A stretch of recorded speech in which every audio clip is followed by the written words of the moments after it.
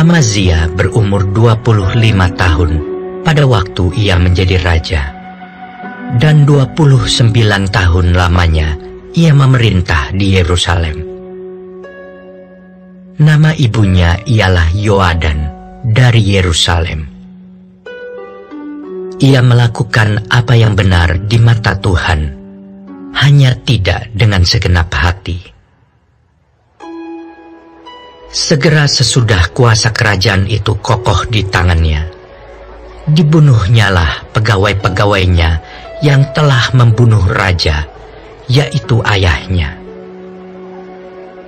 Tetapi anak-anak mereka tidak dihukum mati olehnya, melainkan ia bertindak sesuai dengan apa yang tertulis dalam Taurat, yakni kitab Musa, di mana Tuhan telah memberi perintah. Janganlah ayah mati karena anaknya. Janganlah juga anak mati karena ayahnya. Melainkan setiap orang harus mati karena dosanya sendiri.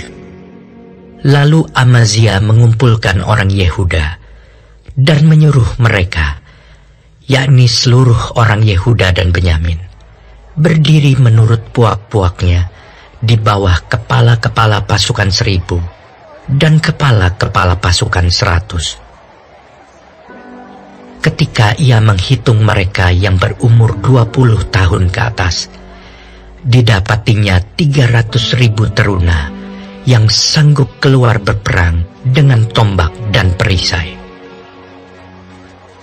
Selain itu, ia menyewa 100.000 pahlawan yang gagah perkasa dari Israel dengan bayaran 100 talenta perak.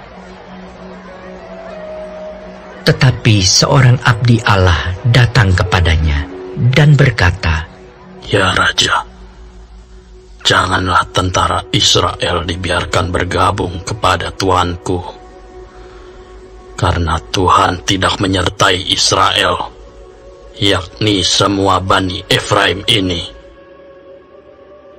Dan jikalau mereka bergabung juga, bagaimanapun juga perbuatan dan kekuatanmu di dalam perang, Allah akan menggelincirkan engkau di depan musuh, sebab Allah mempunyai kuasa untuk menolong dan menggelincirkan."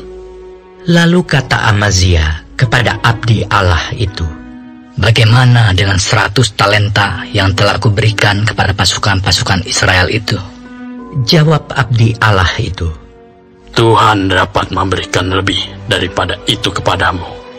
Kemudian Amazia memisahkan pasukan yang datang bergabung kepadanya dari Efraim, supaya mereka kembali ke tempat tinggalnya. Maka sangat marahlah mereka terhadap Yehuda. Mereka kembali ke tempat tinggalnya dengan marah yang menyala-nyala.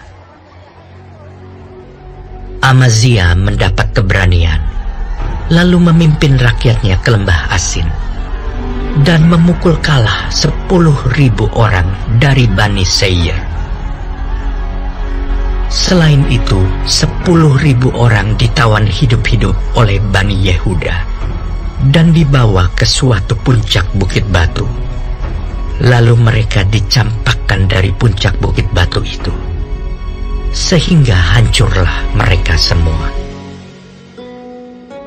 Tetapi orang-orang dari pasukan yang dipulangkan Amazia dan yang tidak diperbolehkan ikut berperang dengan dia, menyerbu kota-kota di Yehuda dari jurusan Samaria sampai ke Bet Horon, dan menewaskan 3.000 orang penduduknya, dan merampas banyak jarahan.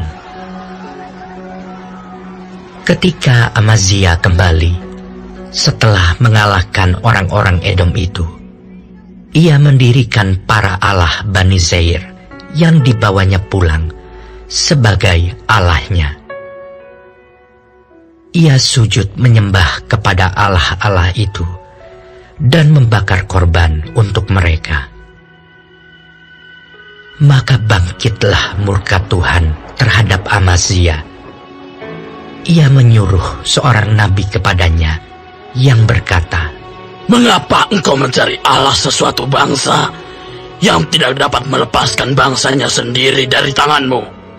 Waktu Nabi sedang berbicara, berkatalah Amazia kepadanya, apakah kami telah mengangkat engkau menjadi penasihat raja? Diamlah, apakah engkau mau dibunuh?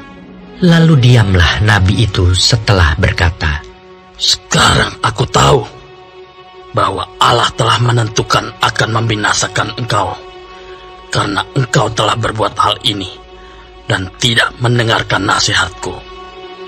Kemudian Amazia Raja Yehuda mengadakan perundingan, lalu menyuruh orang kepada Yoas bin Yoahas bin Yehu, Raja Israel, mengatakan, mari kita mengadu tenaga.